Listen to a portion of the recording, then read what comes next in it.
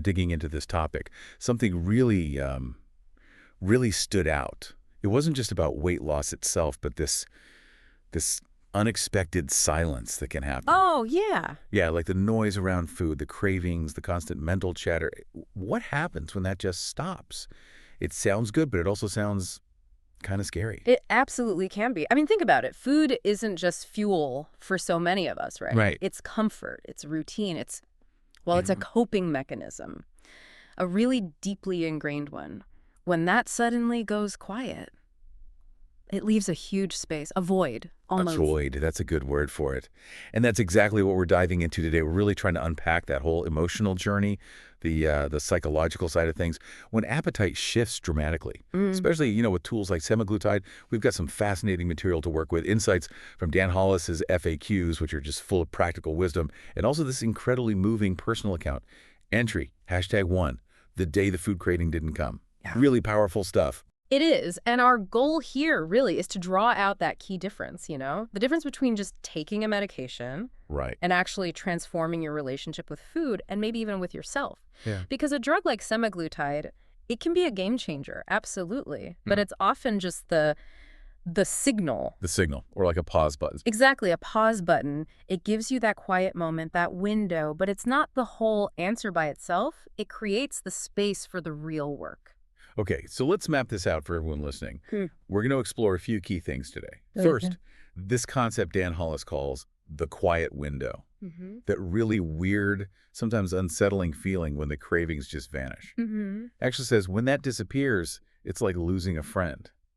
Wow, that's intense. What's behind that, losing a friend? Well, think about what that friend did. Maybe it wasn't a healthy friendship, right? But it was reliable. Always there. Always there. Stressed. Food's there. Bored, food's there. Sad, happy, food's there. It's this constant companion, this thing you do. So when it's gone, the silence forces you to face whatever you were using the food to, well, not face. Oh, okay. That story from Kate really nails it, doesn't it? Walking past the pantry and nothing reached back, feeling like a ghost in her own kitchen, the house being too quiet. Yeah, that ghost image is chilling. It is. The loss isn't just, missing cookies. It's losing that predictable, if problematic, comfort system. Right. The food stops answering, and the real questions start bubbling up. Which leads right into Dan Hollis's point about how most weight loss approaches work, or rather don't work long term. He says they basically hand you a syringe and wish you luck. Right, exactly. Whereas he aims to provide a map. That's a huge difference in philosophy, isn't it? It's fundamental. He sees semaglutide for what it is. Not the solution, it's the signal.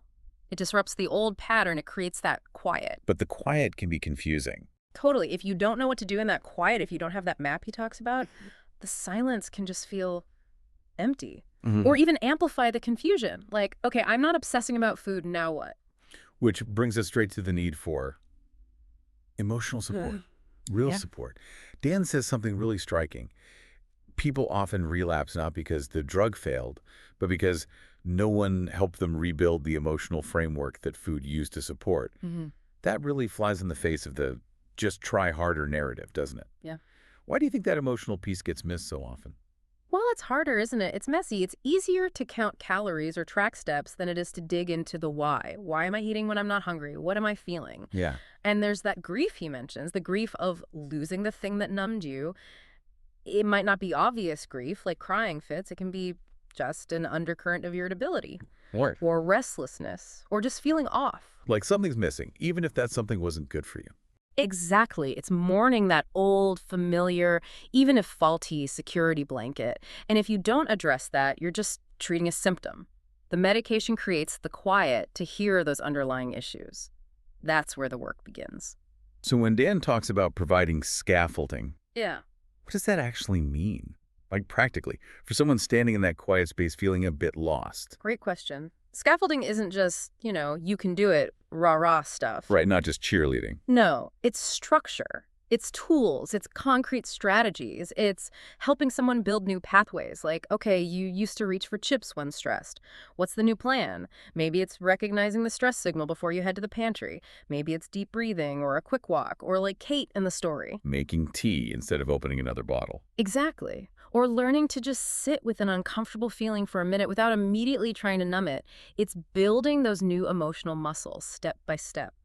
Keith's story mentioned, Dan offered scaffolding, not pep talks. He gets that the drug quiets the noise, but you have to learn what to build in that silence. Okay, that makes sense. Building something new. But what about when the medication stops? Right. That's a big fear, the rebound. Dan Hollis is really clear. You need strategic off-ramps. Absolutely critical. He warns that without a strategy, biology takes over, appetite comes back, the old triggers are still there, and bam, rebound weight. He says he won't even start someone without that off-ramp plan. And that's being responsible, right? It acknowledges the reality. The medication give you a break, a chance to rewire things, but the body's underlying biology, its tendency to return to a set point, that's still there. So you have to have ingrained the new pattern. Deeply ingrain them and have a plan for managing those returning signals. Otherwise, yeah, biology often wins that round. So speaking of patterns, does this mean you have to eat perfectly forever? No more birthday cake? That sounds grim. Huh. Right. No, and that's another thing Dan pushes back against. He calls it pattern mastery over perfection. Okay. His line is fantastic. If your system can't handle a slice of cake without spiraling, then we haven't taught it flexibility, we've taught it fear. Wow. Okay, that reframes things. So it's not about avoiding cake, it's about handling cake. Precisely. It's about building resilience. Can you navigate real-life parties, holidays, stress without completely falling apart?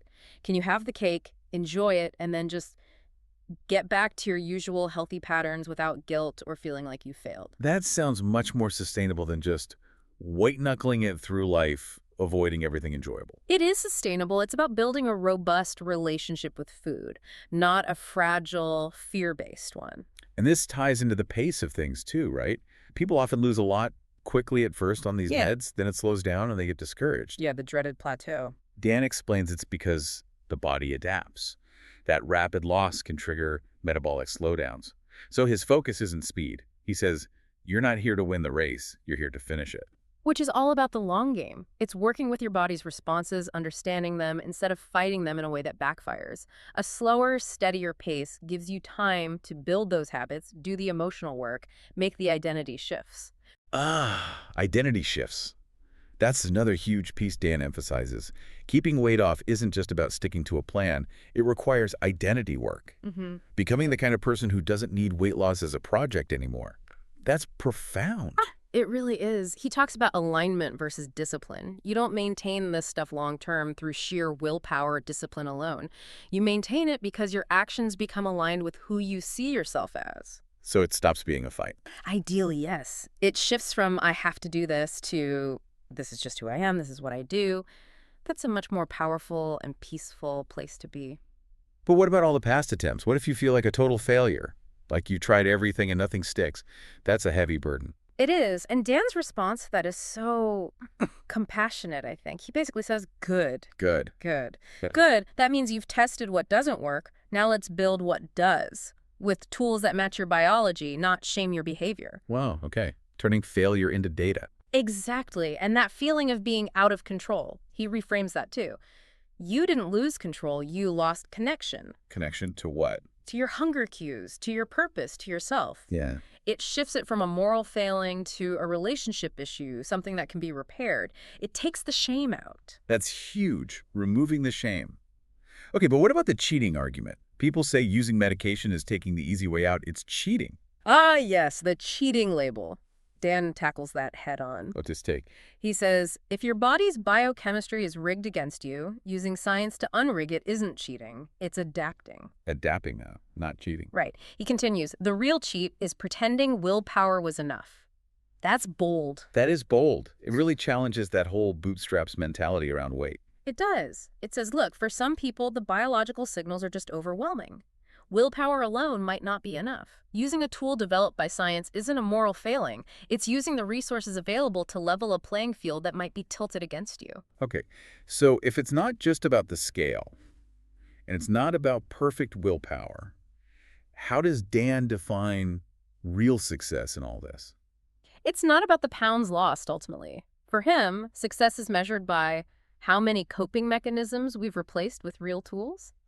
Replacing the old stuff with new, better stuff. Exactly, and he sums it up beautifully.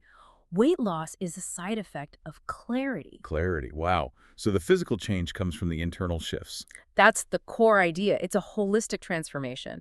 The weight loss happens because you've addressed the underlying reasons, built new skills, gained that clarity. The scale just reflects that deeper work. It makes you wonder why he's so passionate about this specific approach. Well, his personal story is incredibly powerful. He puts it right out there. What does he say? He says, I lived it. I was the guy who couldn't lose weight, who felt broken, who was ashamed to ask for help. I built this so nobody has to go through that alone again. Oh, wow. So he's been there. He's been in those shoes. That lived experience, that empathy, it comes through in everything. It's not just theory for him. And that brings us right back around to Kate's story, doesn't it? Yeah. Her experience really shows this whole process in action. That initial shock of the quiet window. Where nothing reached back from the pantry. But then that led her to this feeling that everything feels like truth now. Like the noise was gone and reality could land. And that's where the scaffolding came in, right? Not pep talks. Right. Helping her build those tiny new habits, moving Yeah. from snacking to making tea. Yeah. Small steps. And the walks. Not about burning calories, she said, but they felt like a conversation with her future self. Beautiful, isn't it? That's the real work, happening in that quiet space the medication provided. Building clarity, building new pathways, one intentional step at a time. That is the protocol. So wrapping this up, what's the big takeaway for you listening right now? I think it's that these tools, like semaglutide, anything that quiets that internal noise, they're a powerful start. A beginning, yeah. But the real transformation, the lasting change, happens in the silence they create. This journey, as we've seen today, it's maybe less about biology than we think, and much more about psychology, emotion, identity. Yeah, that quiet window is profound. You need real support, emotional scaffolding, and a plan, especially for the long haul. Absolutely. And it's about shifting focus, not just dieting, but actually building a new way of being, finding that clarity Dan talks about, replacing those old coping strategies with actual sustainable tools. And I think the message from both Dan and Kate is really hopeful. If you're feeling that silence, if the cravings aren't there, and it feels weird, unsettling, you're not broken. Maybe. Yeah. Maybe you're just starting to hear yourself again. Really hear yourself. That's a powerful thought to end on, and maybe something for you to sit with. If background noise in your own life quieted down, whatever that noise might be, what deeper questions might finally get a chance to land? What conversations might you start having with your future self?